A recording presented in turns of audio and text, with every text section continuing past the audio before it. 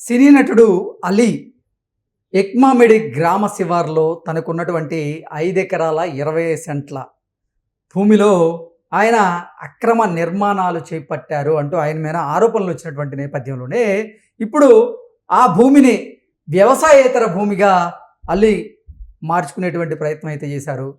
ఈ నేపథ్యంలోనే ఈ అంశం మీద మనం విశ్లేషణ చేసుకుందాం. ప్రస్తుతం మనతో పాటు ఉన్నారు ప్రముఖ రాజకీయ విశ్లేషకులు ప్రసాద్ గారు. సార్తో మాట్లాడుతున్నాం. సార్ నమస్తే. సార్ నమస్తే అండి. అలీ గారి మీద ఈ మధ్యకాలంలో కొన్ని ఆరోపణలు వచ్చాయి. ఎక్మామిడిపేట గ్రామ శివార్లో ఆయనకు ఉన్నటువంటి 5 ఎకరాల 22 సెంట్ల భూమిలో ఆయన అక్రమ నిర్మాణాలు చేపట్టారంటూ కొంతమంది అధికారులు ఆయనకి నోటీసులు ఇచ్చిన నేపథ్యంలోనే ఇప్పుడు ఆ ఆ భూమిని ఆయన వ్యవసాయేతర భూమిగా మార్చుకునేటువంటి ప్రయత్నం చేస్తున్నారు. అది వ్యవసాయేతర భూమిగా మారిన తర్వాత నిర్మాణాలు చేపట్టుకునే దానికి అవకాశం ఉంటుంది. సో ఆయన తీసుకున్నటువంటి ఒక నిర్ణయం ఇప్పుడు ఆయనకి కోట్ల రూపాయలు తీసుకొచ్చి పెడుతోంది, సంపాదించి పెడుతోంది అంటూ కొన్ని వార్తలు వస్తున్నాయి. ఏంటి సార్ దీని మీద మీ విశ్లేషణ? సో డెఫినెట్గా మీరు చెప్పినట్టుగా బహుశా అది ఇప్పుడు ప్రైమ్ ల్యాండ్ కింద మారి ఉండొచ్చు. సో ఆయన ఇన్ని రోజులు కూడా ఫామ్ హౌస్గా ఏదో వాడుకుంటున్నట్లు ఉన్నాడు ఆయన.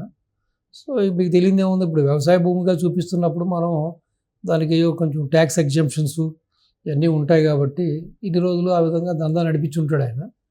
ఈ రోజున మీరు చెప్పినట్టుగా మరి నోటీసులు ఇవ్వడం, సో తనంతరం ఆయన వెళ్ళి దాని గురించి అప్లై చేసుకుని దాన్ని మీరు చెప్పినట్టుగా కన్వర్షన్ చేసుకోవడం, అంటే కమర్షియల్ అగ్రికల్చర్ నుంచి నాన్ కమర్షియల్గా, అంతే కదా, కమర్షియల్ ల్యాండ్గా మార్చుకోవడం జరిగింది. సో ఆటోమేటిక్గా మీకు అక్కడ ప్రాపర్టీ కూడా అది మీకు రైజ్ అవుతుంది కదా. ఆటోమేటిక్గా మీకు అగ్రికల్చర్ నుంచి మారిపోయిందంటే సో దానికి డెఫినెట్గా ప్రాపర్టీ కూడా దాని వాల్యూ కూడా పెరుగుతుంది. అంటే నిన్న మొన్నటి వరకు అలీ ఆరోపణలు ఎదుర్కొన్న తర్వాత ఆయన మీడియా ముఖంగా బయటకు వచ్చి నేను అసలు ఆ నిర్మాణాలను చేపట్టలేదు, నేను వేరే కొందరికి నేను లీజుకి ఇచ్చాను, వారు అక్కడ కన్వెన్షన్ సెంటర్ని ఏర్పాటు చేసేందుకు ప్రయత్నం చేశారు అంటూ ఆ వివాదం మీద ఆయన స్పందించేటువంటి ప్రయత్నం అయితే చేశారు. కానీ ఇప్పుడు ఉన్నట్టుండి అలీ గారు తన మనసు మార్చుకొని దాన్ని, అంటే ఆ 5 ఎకరాల 22 సెంట్ల భూమిని వ్యవసాయేతర భూమిగా ఆయన మార్చుకునేటువంటి ప్రయత్నం చేశారు. ఏంటి కారణం ఏంటి? ఇప్పుడు ఒకటండి, ఎవరో చేశారు అంటే రేపొద్దున్న ఎవరో చేస్తే ఇప్పుడు అధికారులు వచ్చి దాని మీద యాక్షన్ తీసుకుని ఇప్పుడు హైడ్రా ప్రకారం కూల్ చేస్తే అది ఎవరైతే లీజుకి తీసుకున్నారో వాళ్ళకి నష్టం. సో ఆగమేఘాల మీద ఇప్పుడు ఆలి వెళ్ళి దీన్ని మళ్ళీ కన్వర్షన్ చేసుకుంటున్నాడంటే సో దీన్ని బట్టి అర్థం చేసుకోవచ్చు దాని వెనకాల ఎవరున్నారు, అది ఎవరి యొక్క కష్టార్జితం. సో రేపొద్దున ఇవన్నీ కూడా కూల్ చేస్తే మళ్ళీ ఇబ్బంది అనేది ఉంది. సో ఏదేమైనా ఒకటి, ఏదో సాగితే పెళ్ళి సాగకపోతే ఏదో అన్నట్టుగా ఇవన్నీ కూడా ఏంటంటే సహజం. ఇప్పుడు మొన్నటిదాకా హీరో నాగార్జున ఎపిసోడ్ చూసాం మనం.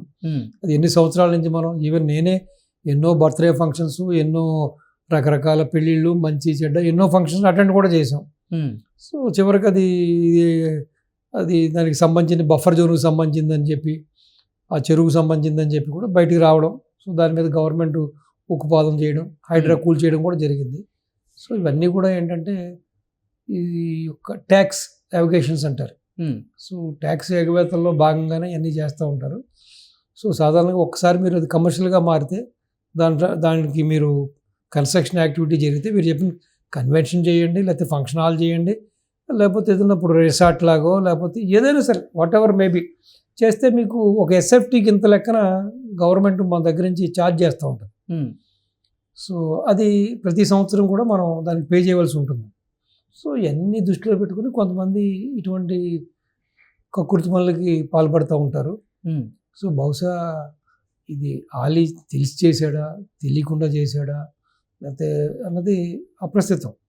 ఏదేమైనా సపోజ్ ఎవరికో ఇచ్చినప్పుడు కూడా ఒకటి వాళ్ళన్నా తెలుసుకోవాలి, మరి ఇంత ఖర్చు పెడుతున్నాం మేము, ఇవన్నీ చేస్తున్నాం, కడుతున్నాం కాబట్టి రేపొద్దున ఏంటి అసలు ఇదేనా, అంటే ఆ నిర్మాణాలను కూల్చివేయకుండా ఆపేందుకే అలీ గారు ఇటువంటి నిర్ణయం తీసుకున్నారా, లేకపోతే అసలు ఆయన ఎప్పటి నుంచో ఈ భూమిని వ్యవసాయేతర భూమిగా కన్వర్ట్ చేసుకోవాలని ప్లాన్లో ఉన్నారా?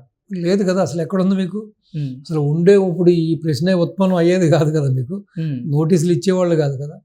ఎంతో కాలంగా ఆలీకి ఫామ్ హౌస్ ఉన్న సంగతి ప్రతి ఒక్కళ్ళకే తెలుసు. సో ఎప్పటి నుంచో అతను ఫామ్ హౌస్ పెట్టుకున్నాడు అతను.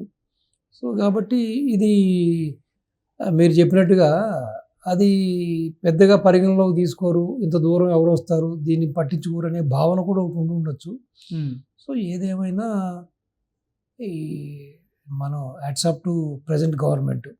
నిజంగా ఎవరైనా సామాన్యుడైనా, అసామాన్యుడైనా, సెలబ్రిటీ అయినా, సాధారణ వ్యక్తి అయినా కూడా వీళ్ళు ప్రతిదాన్ని కూడా వీళ్ళు ఖండిస్తున్నారు, ప్రతిదాని మీద కూడా యాక్షన్ తీసుకుంటున్నారు.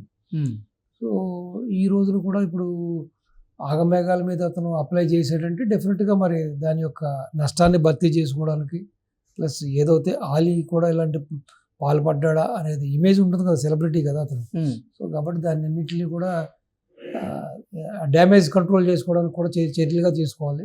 సో బహుశా అతనికి ఏదో అక్కడ ఏదో భారీ ఎత్తున ఏదో ప్లాన్ ఉండొచ్చు, కన్వెన్షన్ కట్టి దాని ద్వారా ఏదైనా ఈ ఫంక్షన్స్ కనో, మ్యారేజెస్ అనుకో, సో ఎనీథింగ్ ఏదన్నా. ఇప్పుడు వ్యవసాయ భూమిని వ్యవసాయేతర భూమిగా మార్చుకోవాలంటే ప్రభుత్వానికి కూడా పెద్ద ఎత్తున ట్యాక్స్ కట్టాల్సినటువంటి పరిస్థితులు అయితే ఉంటాయి. డెఫినెట్గా సో ఉంటుంది. వాటికి సిద్ధం అయ్యే అలా ఇటువంటి నిర్ణయం తీసుకున్నారా?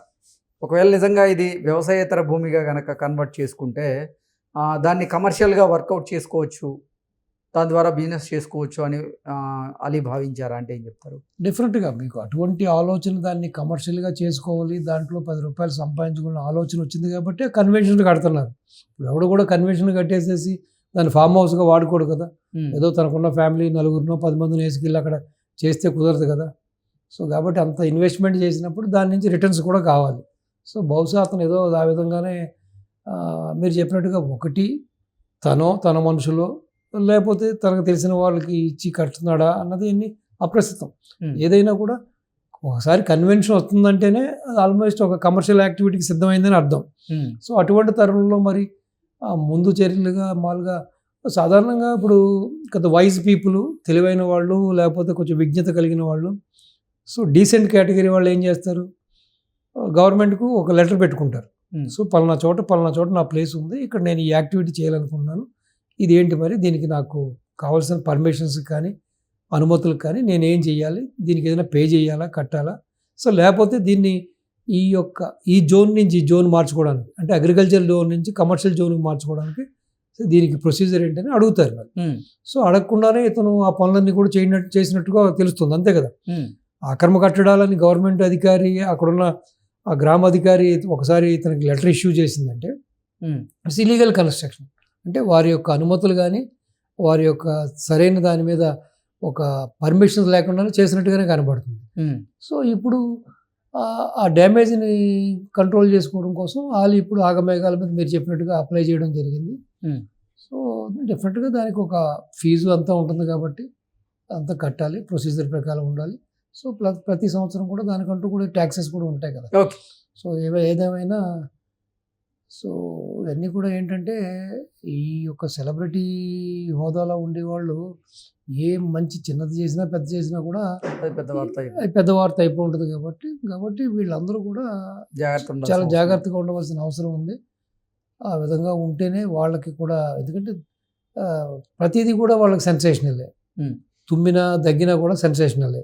సో కాబట్టి అటువంటి సెలబ్రిటీ హోదాలో ఉన్న ఎంటర్టైనర్స్ కాబట్టి వీళ్ళు దానికి తగ్గట్టుగానే వీళ్ళు ముందు జాగ్రత్తలు తీసుకుని ఇవన్నీ కూడా జాగ్రత్తగా ఉండవలసిన పరిస్థితి ఉంది. సో ఈ విధంగా బయటికి పొక్కి దాన్ని డ్యామేజ్ చేసుకునే కన్నా ముందుగానే దాన్ని పకడ్బందీగా చేసుకోవడం మంచిదని మీ ద్వారా తెలియబడుతుంది. Okay sir, thank you so much. నమస్తే.